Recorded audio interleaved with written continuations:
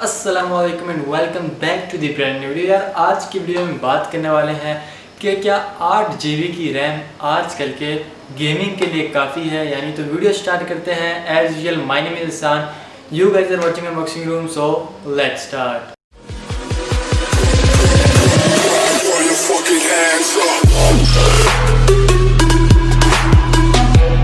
तो यार सबसे पहले रैम होती क्या है। रैम स्टैंड्स फॉर बनता है RAM, जो कि बनता है रैंडम एक्सेस मेमोरी। अगर नॉर्मल फाइल्स की बात कर लीजिए तो इसके अंदर हम जो भी चीज़ चला रहे होते हैं करंट टाइम पर वो इसमें स्टोर होती जाती है। ये भी रैम रोम हम जो मोबाइल के लिए यूज़ करते हैं वर्ड रैम और रोम यूज़ करते हैं, बट पीसी के लिए हम रैम और हार्ड डिस्क अलग अलग कर देते हैं। बट रैम का मतलब होता है कि जो टेम्प्रेरी फाइल्स कह लो या फिर रैंडम एक्सेस मेमोरी यानी कि जो हम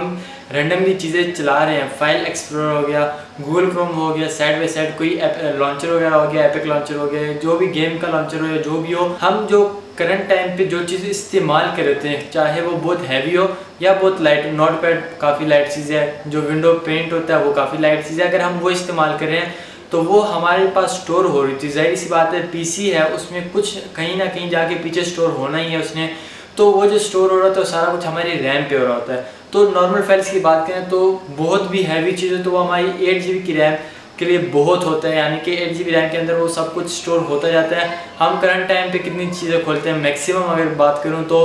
अगर कोई ग्राफिक डिज़ाइनर है तो वो साइड पे ग्राफिक डिज़ाइनिंग का सॉफ्टवेयर खोलता है, साइड बाई साइड अपने लिए एक सैंपल के लिए एक चीज़ खोल के बैठ जाता है ताकि उसको आइडिया होता जाए कि भाई मैंने क्या बनाना है। उसी के साथ साथ चलो 2 चीज़ें और एक्स्ट्रा खुलवा लो तो 4 चीज़ें अगर वो खोल के बैठ जाता है और चारों अगर 1 GB या 1.5 GB ऐसे कंज्यूम कर रही है तो ज़्यादा से ज़्यादा कितना कंज्यूम होगा, उसमें से 8 GB रैम में से 6 GB जो है यूज़ हो जाएगी, फिर भी 2 GB उसके लिए पीछे रह जाएगी। ये तो बात होगी नॉर्मल फाइल्स के लिए। बट गेमिंग में क्या सिस्टम है, गेमिंग में जो है 8 GB रैम हो, 12 GB हो, 16 GB हो या 4 GB हो, सारी की सारी बहुत होती है लेकिन गेम के लिहाज से। अभी मैं नॉर्मल गेम की बात करूं जो कि मतलब काफ़ी जो सुकून वाली गेम है जिसमें एक ही सिंगल फ्रेम है, जिस तरह भी मैं इधर बैठा हूं तो ये सिंगल फ्रेम है। इस तरह की अगर कोई गेम है जैसे टेकन होती है, टेकन में बैकग्राउंड एक ही होता है, जस्ट हमारे जो प्लेयर होते हैं 2 प्लेयर आगे पीछे फ्रेम के अंदर जा रहे होते हैं, या अगर थोड़ा बहुत जो है मूवमेंट होती भी है पिछले फ्रेम की बैकग्राउंड की तो टेम्पल वगैरह बैकग्राउंड में बना होता है वो थोड़ा बहुत आगे पीछे होता है, फ्रेम मतलब इतना बड़ा नहीं होता है। जब क्या अगर मैं ओपन वर्ल्ड गेम्स की बात करूं या स्पाइडरमैन, इस तरह की जो गेम्स हमारे पास आती है, द अमेजिंग स्पाइडरमैन 2 होगी, या ऐसे काफ़ी गेम्स हैं जो हमारे पास ओपन वर्ल्ड में आ जाती है, या ओपन वर्ल्ड ना भी हो तो उसमें जो हमें मिशन दिए जाते हैं वो काफ़ी बड़े मैप में होते हैं तो वो हमें आगे भी जाना पड़ता है। तो वो जो चीज़ होती है फिर दोनों में डिफरेंट ये आ जाता है कि जो हमारे पास टेकन वाली गेम्स होती है वो रैम इतनी नहीं यूज़ करती। क्यों? क्योंकि करंट टाइम पे अगर हमने एक फ्रेम को जो है लोड कर लिया अपनी रैम पे तो वही जो फ्रेम है हमारे पास 10 मिनट तक 20 मिनट तक एक मैच के लिए वही फ्रेम हमारे पास हमारी रैम के ऊपर स्टोर होगा। जबकि ओपन वर्ल्ड गेम्स का क्या सिस्टम होता है कि अगर मैं गाड़ी यहाँ से चला रहा हूँ तो 2 बिल्डिंग हमारे रैम में आई, फिर 2 बिल्डिंग जाएगी तो दूसरी 2 बिल्डिंग आएगी, दूसरी 2 बिल्डिंग आएगी तो फिर अगली रोड आएगी हमारे पास, फिर अगला चौक आएगा। जीटी की बात कर रहा हूँ, जीटी में चौक शौक होते हैं लेकिन हम उसको अहमियत नहीं देते। बट नॉर्मली गेम्स होती है, अगर रेसिंग गेम्स की बात कर ली जाए इस तरह गाड़ी वाली में ज़्यादातर हमें रैम की ज़रूरत पड़ती है। अभी मैं डिफरेंस बता देता हूँ, आप लोगों को भी हो सकता है बजट गेमर्स ने ये चीज़ फील की हो। अगर आपके पास रैम ज़्यादा नहीं होती यानी कि 4 GB रैम होती है तो आप अगर GTA सैन अंद्रेआस खेलें और उसमें मोड्स डालें तो चलाते चलाते कभी हमारे पास क्या होता है कि ज़मीन गायब हो जाती है,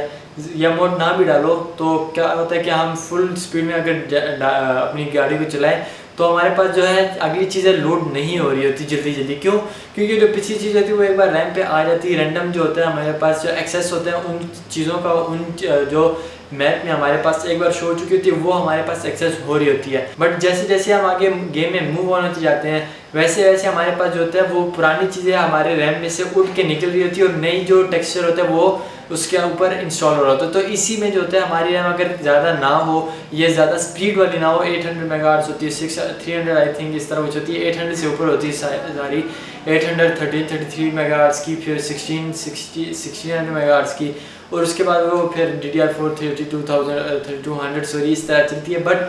रैम की स्पीड पे भी डिपेंड करता है और रैम की जो है रैम की जितनी ज़्यादा GB हमारे पास उस पर भी डिपेंड करता है। अगर हमारे पास लेट्स सपोज 4 GB की रैम है और अगर हमारी गेम भी 4 GB ही कंज्यूम करने वाली है तब हमें क्या मसला आएगा, अगर हम उसको बहुत हाई सेटिंग्स पे खेलें तो ज़्यादा जाहिर सी बात है जितनी सेटिंग्स हाई होगी उतनी ज़्यादा वो हमारे पास जीबी जो है कंज्यूम करेगा। लेट्स सपोज 4 GB गेम हमारे पास है कि मैं चला रहा हूँ गाड़ी उसमें, तो वो करेगी क्या कि हमारी जो गेम होगी चल रही होगी बट उस तरह फीलिंग नहीं देगी। हाँ, लो सेटिंग्स पे चलेगी क्योंकि हमारे पास जो फाइल्स है वो होगी केबीज में होगी। अभी ये मैं आपको बता देता हूँ कि आप इसको अपने पास चेक किस तरह से करेंगे कि मेरे पास रैम कितनी फारिग पड़ी है और कितनी कम है। अगर आप जाके चेक करें, लेफ्ट क्लिक करें नीचे वाले टूल बार पे और जाके टास्क मैनेजर में देखें, तो टास्क मैनेजर पे जो सेकंड होता है प्रोफाइल, आई थिंक सेकंड नाम है, सेकंड बार है प्रोफाइल्स का, उसमें आपको नज़र आता है कि भाईजान आपकी जो है सारा CPU एंड रैम हार्ड सब कुछ उसमें होता है। अगर आप उसमें रैम वाली जगह पे जाएँ तो उधर आपको यूटिलाइजेशन बता देते हैं कि भाई अगर आपकी 8 GB रैम है तो 3 GB रैम जो है नॉर्मल यूज़ हो रही होती है। अभी वो रैम कहाँ यूज़ हो रही है,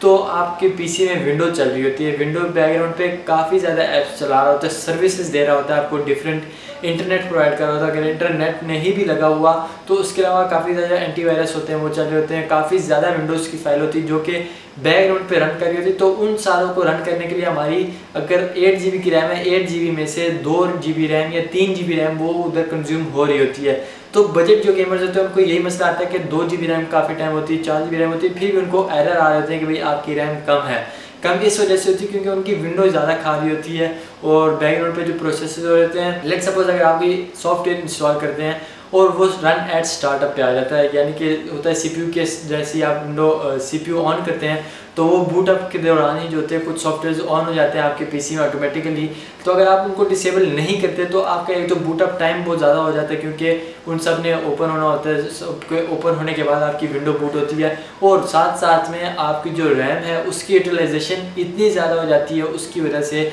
कि आपके जो डिफरेंट गेम्स है या डिफरेंट एमुलेटर वगैरह में एरर दे देते हैं कि भाई आपके पास रैम है ही नहीं। तो सिंपल सी बात यही निकल के आती है कि भाई अगर 8 GB की रैम आपने लगवानी है तो आप अपनी गेम और अपने साथ साथ में जितनी भी सॉफ्टवेयर है उसके हिसाब से लगवाएं। जब भी आप PC रीस्टार्ट करेंगे या ऑन करेंगे तो आपकी लगभग 3 GB की जो रैम होगी वो अपने जहन से निकालने के भाई मैं अपनी गेम को दे पाऊँगा क्योंकि वो विंडो यूज़ करी होती है। आपके पास पीछे 5 GB की रैम बच जाती है जो कि आप अपनी गेमिंग के लिए यूज़ कर सकते हैं, किसी भी सॉफ्टवेयर के लिए यूज़ कर सकते हैं। 8 GB की रैम अगर नॉर्मल 2020 में बताओ तो कम है आजकल की गेम्स के लिहाज से, बट अगर आप पुरानी गेम्स खेलते हैं, GTA 5 खेलते हैं, पुरानी गेम है 2015 में PC के लिए आई थी और 2013 में PS5 के लिए आई थी, बट सॉरी PlayStation के लिए आई थी, जो भी है, बट PC के लिए 2015 में आई थी तो वो पुरानी गेम होगी। अगर आप उसको रन करना चाहते हैं तो वो 8 GB में काफ़ी ईजीली रन हो जाएगी। बट जो अभी हमारे पास Assassin's Creed आ रही है, फार क्राई आ रही है 6, फार क्राई 6 आ रही है, GTA 6 इंशाल्लाह आएगी अगले साल या उससे भी अगले साल, या फिर रेड डेड रिडेम्पशन 2 RDR2, इन सारी गेम्स को खेलने के लिए आपके पास मिनिमम 16 GB रैम होनी चाहिए अच्छी वाली गेमिंग करने के लिए। अभी अच्छी वाली इसलिए कह रहा हूँ क्योंकि लोग कहते हैं कि भाई गेमिंग तो हो जाती है, सही बात है, 4 GB में भी हो जाती है, बट अच्छी वाली के लिए अच्छी रैम यानी कि ज़्यादा रैम ज़रूरत होती है। सो गाइज होप सो कि सारा जो क्वेश्चन था वो क्लियर हो गया होगा। 8 GB रैम अगर आप नॉर्मल गेमिंग करते हैं, नॉर्मल गेमिंग के लिए एनफ है, बट मोस्ट डिमांडिंग गेम जो होती है हमारे पास या लेटेस्ट गेम उनके लिए कम है, 2020 के लिए कम है और आज की तारीख में मैं समझता हूँ कि बहुत ज़्यादा कम है। अगर आप नॉर्मल गेम्स भी अपना बेसिक से PC बनाते हैं यानी कि 20,000 25,000 उसमें तो 8 GB रैम ही लगेगी, बट अगर आपका बजट उससे ऊपर जा रहा है, बजाय इसके कि आप मदरबोर्ड और केसिंग पे खर्चा करें तो आप रैम या फिर SSD इन दोनों में से कोई एक चीज़ अपने PC बिल्ड में ऐड कर लें। सो होप सो ये सारे कुछ क्लियर हो गया होगा। मैं इंशाल्लाह आपसे मिलूंगा नेक्स्ट वीडियो में। Till then take care, bye bye and अल्लाह हाफिज़।